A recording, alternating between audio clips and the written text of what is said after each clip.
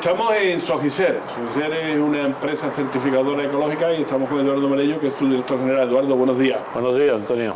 Queremos conocer o saber lo que tú tienes una experiencia, porque fuiste uno de los pioneros en la agricultura ecológica allá por los años 85, 84, 85 sí. Del siglo pasado. Del siglo pasado. ¿Cómo fueron aquellos momentos, Eduardo? ¿Por qué se te ocurrió a ti del tema de la agricultura ecológica? ¿O había una movida, un movimiento para entrar en la agricultura ecológica? ¿Cómo fueron aquellos años? Bueno, yo venía de biología y entonces, el primer momento cuando empezamos el tema de ingeniería agrícola, me chocó el hincapié tan continuo que se hacía el tema del uso de fitosanitarios, fertilizantes y demás. Y yo creo que ya tenía esa inclinación un poco más viendo la agricultura desde un punto de vista más de ecosistemas, ¿no? Y entonces, para aquel entonces surgió un movimiento en la escuela de agricultura ecológica, organizamos las primeras jornadas y demás, y ahí se inició. Era entonces un movimiento que había determinadas empresas que tenían cierta vocación exportadora y de cara al exterior sí había ya una cierta demanda de productos ecológicos, muy incipiente, aquí no existía en España. Y a nivel académico pues nos tomaban por locos, ¿no? O sea, que yo era un despropósito. Incluso yo me acuerdo que mi trabajo de carrera no me lo admitía porque era de agricultura ecológica, de la puesta en marcha de la explotación de cítricos en ecológico, y al final pues me lo admitieron, pero no quieren ni oír. Y así empezó un poco el tema. Y ya a partir de ahí pues lo enfocaba prácticamente todo a nivel de la regulación de la agricultura ecológica, siguiendo un poco primero el modelo que había en Europa. El reglamento, ¿no? No había reglamento. No había reglamento. Eran normas privadas que tenían algunas asociaciones de consumidores a nivel de centro de Europa. Pero sí que también es verdad que, curiosamente, el primer país de la Unión Europea que regula oficialmente la agricultura ecológica es España. Y concretamente aquí en Andalucía, digamos, que somos pioneros, Eduardo, o no, le digo. Sí. Nosotros, en el año 89 se regula en España a nivel del Ministerio de la Producción Ecológica, siguiendo el modelo que había de consejos reguladores y demás. Y se creó un consejo regulador de la agricultura ecológica a nivel nacional, donde hay un representante de cada comunidad autónoma. Y yo era entonces el representante de Andalucía. Y el reglamento que regula la producción ecológica en Europa sale 2 años después, sale en el año 91. Que es el primer reglamento, el 2092/91, de producción ecológica. Así que en eso sí fuimos pioneros en España, la regulación oficial.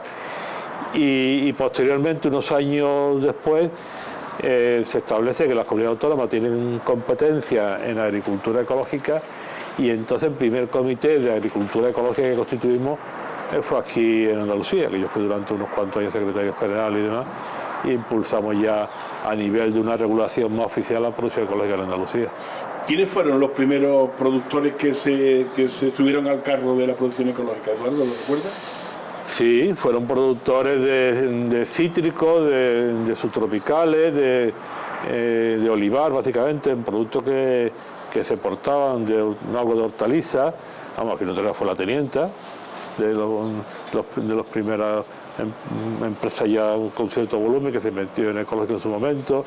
En Málaga pasaba la Satró, por ejemplo, de subtropicales.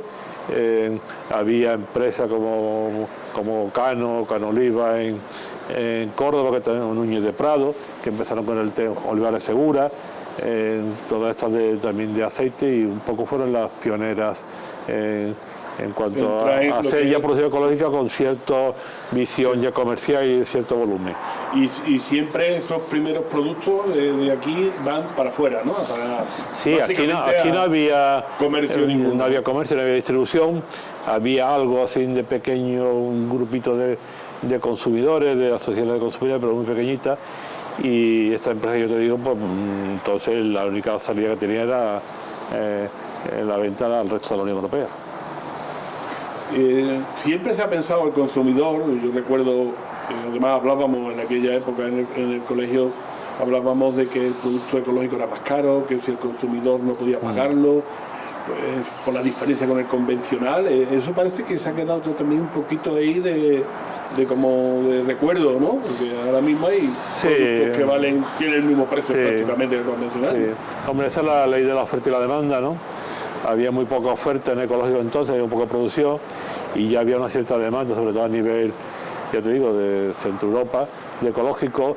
También el perfil de la persona que estaba más sensibilizada entonces era un perfil económico medio alto, con lo cual también tenía una capacidad de consumo.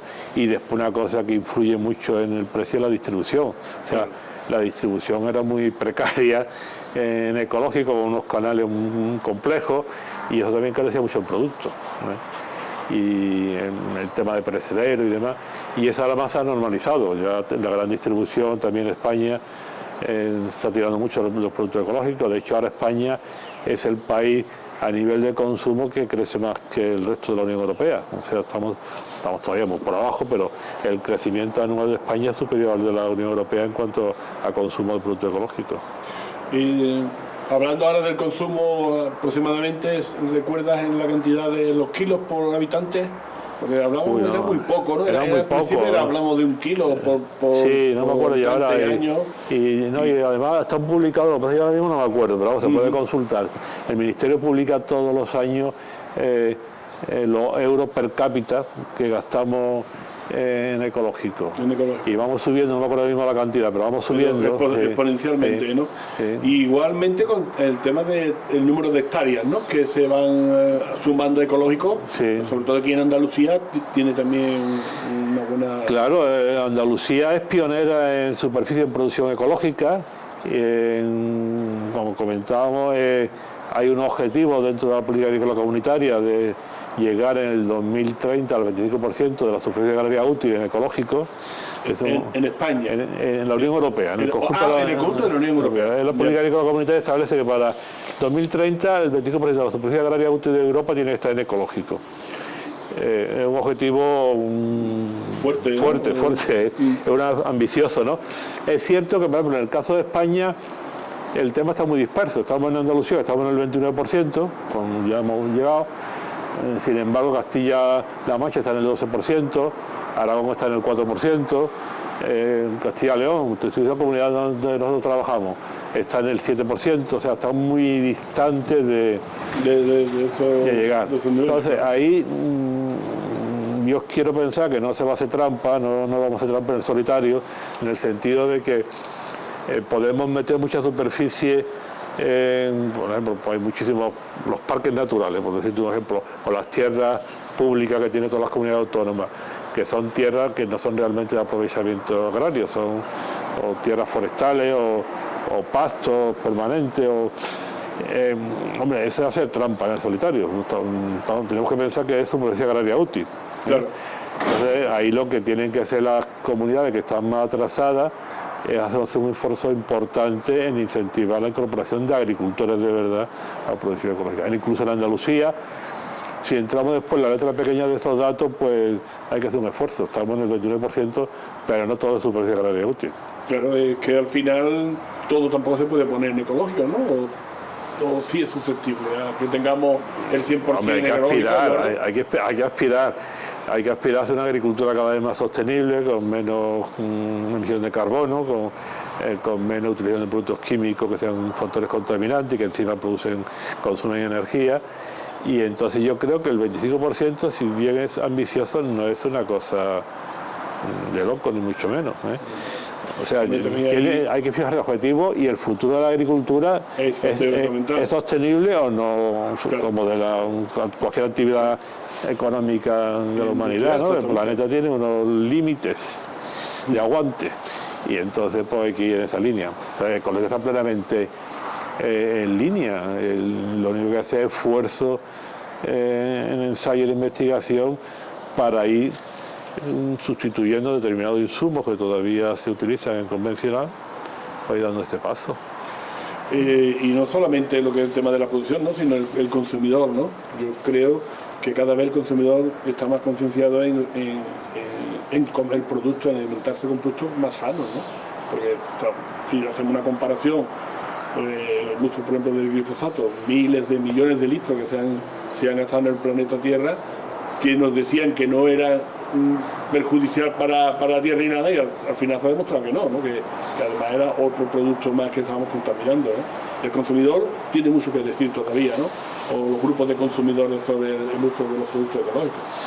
Bueno, yo siempre pienso que el consumidor no somos conscientes de la fuerza que puede tener el consumidor consciente. El consumidor al final es el que manda. Tú con tu acción de comprar asumes una gran responsabilidad porque eliges no solamente un producto sino una tendencia económica y unas prácticas de producción. Como cuando compras un producto, si viene con ciertas trabas sociales, ¿no? De mano infantil, lo que sea. El responsable último es el consumidor que compra. El que pone el dinero. El que más pone el dinero. Pues en la agricultura igual, ¿no? O sea, el agricultor tiene ahí mucha fuerza y yo creo que cada vez la hará valer más en cuanto a que quiere productos sanos. Ahora estamos en la disparidad, que hace años no podemos decir que no se comía más sano que ahora, ¿no? Pasa que lo que tú dices, había un material tipo que estimaba la alimentación y que nadie se lo planteaba. Correcto. Y ahora estamos en dos extremos, creo yo, ¿no? Por una parte, consumidores muy concienciados que buscan productos sanos y de calidad, y otro sector de la población que busca productos basura, ¿no? Hay un montón de productos de cuarta gama, de productos preparados, de abusos de azúcar y demás, y se sigue consumiendo mucho. O sea, yo creo que poco a poco se irá tornando.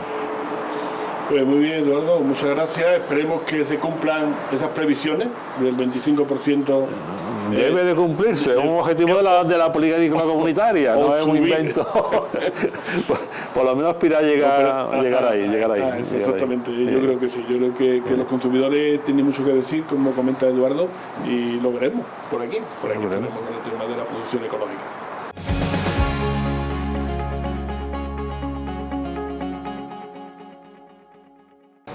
Vamos a seguir conociendo más cosas de esta novedosa empresa de biotecnología que está aquí en Utrera. Para eso estamos con Simón. Simón, buenos días. Hola, buenos días. Lo primero, tu profesión, tu estudio biotecnólogo, ¿no? Sí.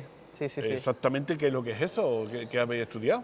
Bueno, pues en mi caso estudié la carrera como tal de biotecnología, biología, perdón. De biología. Y luego la especialización en biotecnología. Entonces, un poco aplicar pues todas las tecnologías y nuevas aplicaciones de, en este caso, microorganismos, pues a multitud de ámbitos, como ya pues le ha comentado mi compañero, y bueno, una infinidad de casos que podemos tratar. Ajá. También has hecho un máster, ¿no? Especializando en biotecnología. Bueno, te fascina, ¿no? Esto de los microorganismos. Sí, claro, al final es, demás, ¿no? es lo que me especialicé, a lo que me dedico, y bueno, pues por suerte puedo trabajar de lo que me gusta. Perfecto. O sea que... Pues explícanos exactamente qué hacéis aquí con los microorganismos, Simón. Bien, bueno, nosotros a través de diferentes convenios con distintas universidades y laboratorios y demás, nos llegan las cepas bacterianas concretas que nosotros diseñamos para los tratamientos a llevar a cabo, y esas cepas nos vienen en un estado inerte, ¿de acuerdo?, para mantenerse en el tiempo de la mejor manera. Luego aquí en estos bioreactores, que a modo pues, un poco rudimentario, pero que tienen total eficiencia, pues conseguimos llevar a cabo el bioaumentado de los productos que llegarán al campo. En este proceso de bioaumentado, básicamente lo que llevamos a cabo es la reactivación de estas bacterias y conseguimos además potenciar el metabolismo de las mismas para que su acción en los tratamientos sea con total eficacia. Para ello, lo que llevamos a cabo es básicamente una mezcla de estas bacterias con agua, la cual debe ser pretratada para eliminar cualquier resto de cloro, y posteriormente, adecuando distintos parámetros como el pH, la temperatura y las cantidades concretas de oxígeno en función de las cepas con las que trabajemos, pues se genera un tipo de producto u otro ideal para aplicar directamente en campo. Cuando habla de bioaumentar o bioaumentando, significa de reproducir, ¿no? Exacto. Imagino que tú coges, no sé cuánto puede venir en un kilo, en un medio litro de producto, vendrán... Bueno, las bacterias se miden al final por unidades formadas de colonia y en orden exponenciales.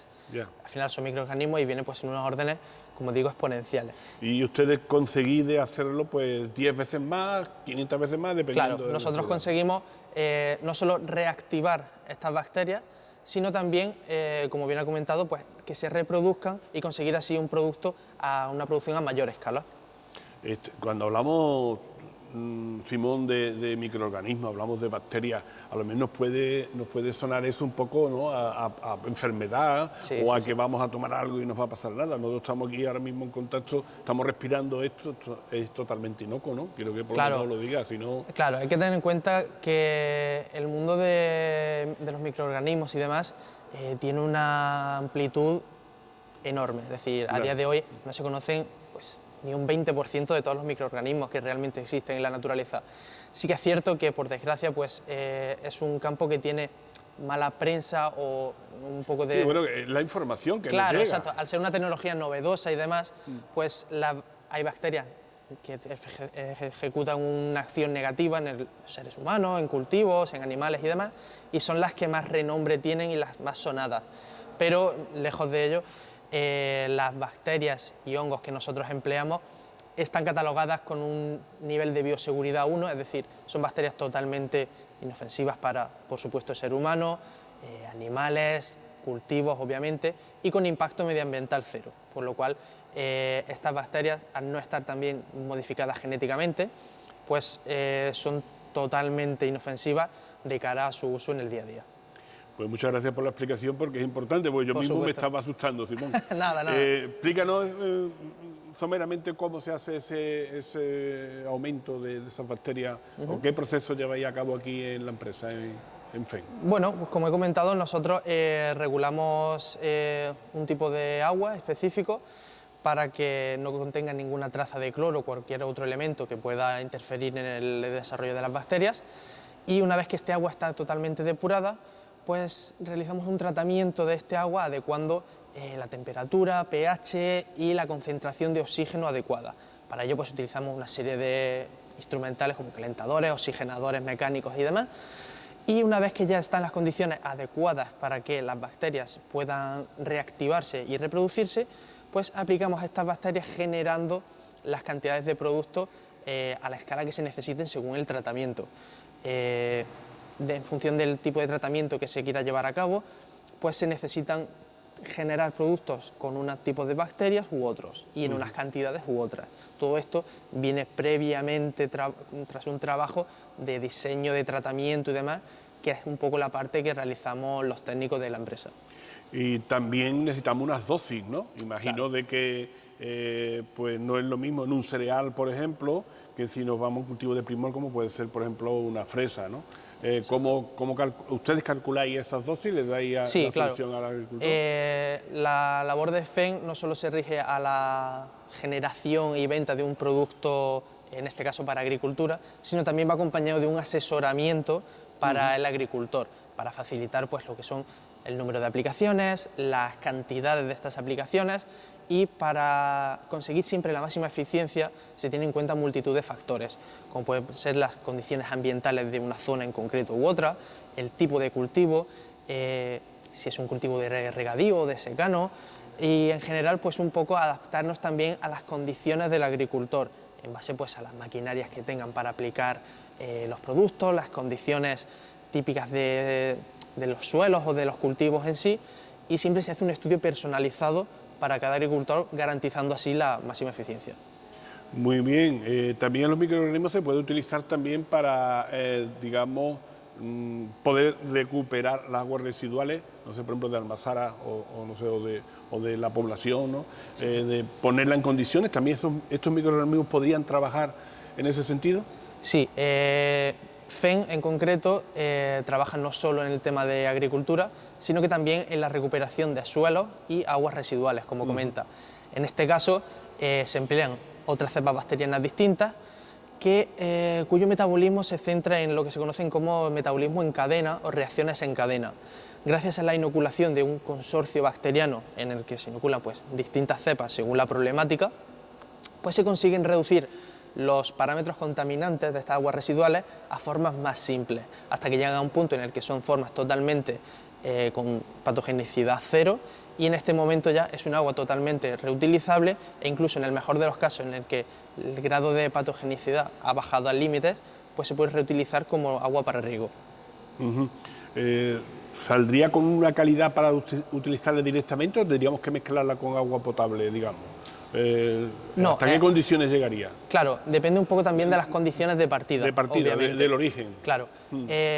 Condiciones de partida muy negativas en las que haya una gran cantidad de patógenos, cantidad de parámetros contaminantes muy elevadas porque el residuo pues, sea muy contaminante, será más complicado que llegue a un punto óptimo para llegar a reutilizar este agua para riego, pero con total seguridad se podrá llegar a un punto para vertido. En el momento en el que se puede verter el agua sin causar un impacto negativo en el medio ambiente, pues supone un gran alivio y una gran solución para todas las industrias que generan aguas residuales. Como digo, depende un poco de las condiciones de partida. En multitud de ocasiones se ha llegado a poder reutilizar este agua para regar cultivos que posteriormente se verán también beneficiados por la llegada de estos microorganismos a estos cultivos. Simón, ¿podríamos ver en el laboratorio las plantas que tenéis con lo que estáis haciendo ahora mismo y ver también detalles in situ de esas plantas? Sí, claro, podemos enseñar algunas de las pruebas que estamos haciendo ahora mismo, sin Perfecto, problema. pues encantado. Y para ustedes también, agricultores, tomar nota.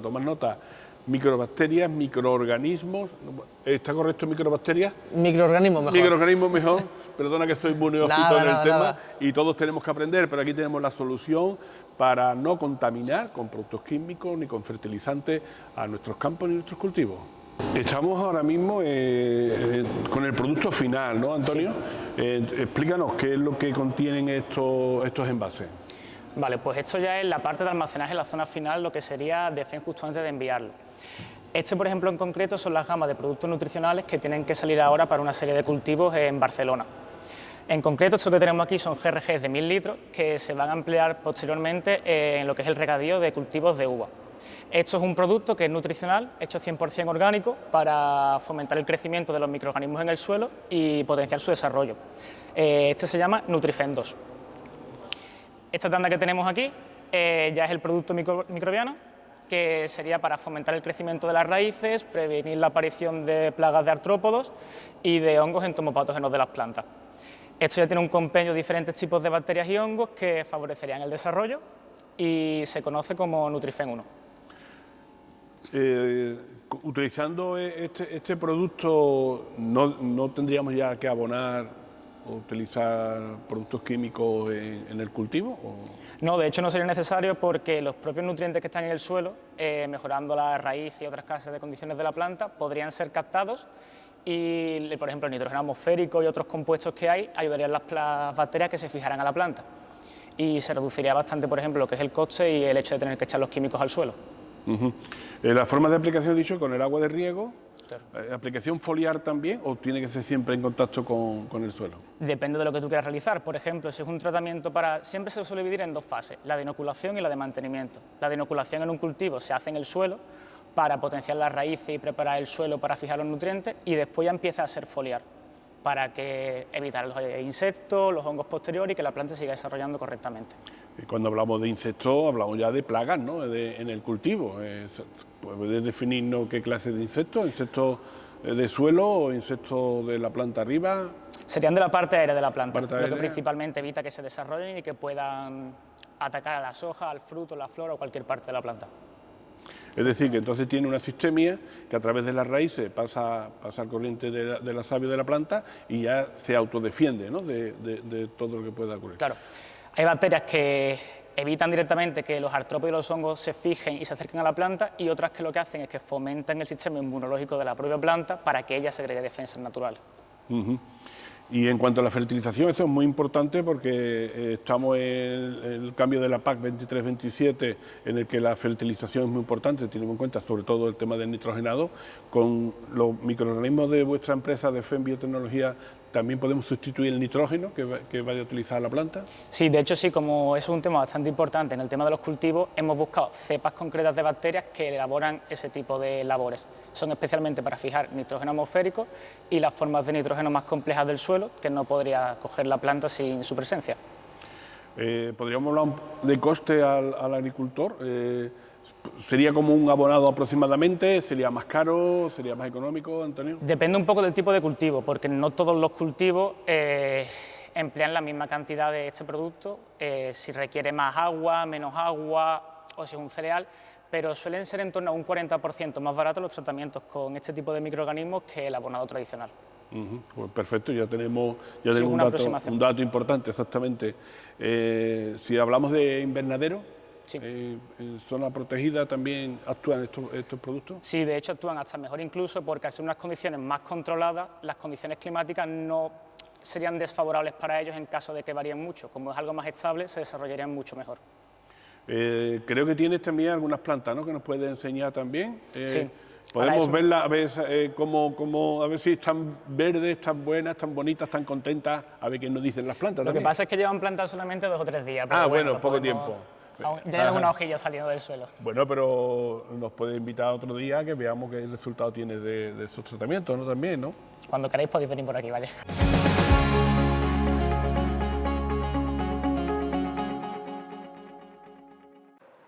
Hola, soy Jerónimo Sánchez, el director de la Fundación Agroecosistemas, y quería hacer una pequeña reflexión sobre la importancia de la agricultura en estos tiempos. La agricultura está cambiando muchísimo porque cada día es más importante que sea rentable, pero a la vez sostenible. Es decir, que tengamos una agricultura que nos dé de comer, que los agricultores tengan un trabajo digno, pero también que mantenga ese medio ambiente, ese planeta que cada día está más amenazado. Y creemos que es posible. De hecho, creemos que solo la agricultura que es sostenible es rentable. Y es muy importante que tengamos conciencia de este concepto. Y el próximo día 12 y 13 en Los Molares vamos a hablar de esto, de cómo hacer una agricultura más sostenible, más medioambiental, pero también más rentable. Porque, como he dicho, son dos caras de la misma moneda. Y en ello nos va muchísimos a todos, en mantener una agricultura que los agricultores puedan vivir y que también nos ayude a luchar contra ese cambio climático, contra esa sequía que realmente nos está agobiando en el día a día.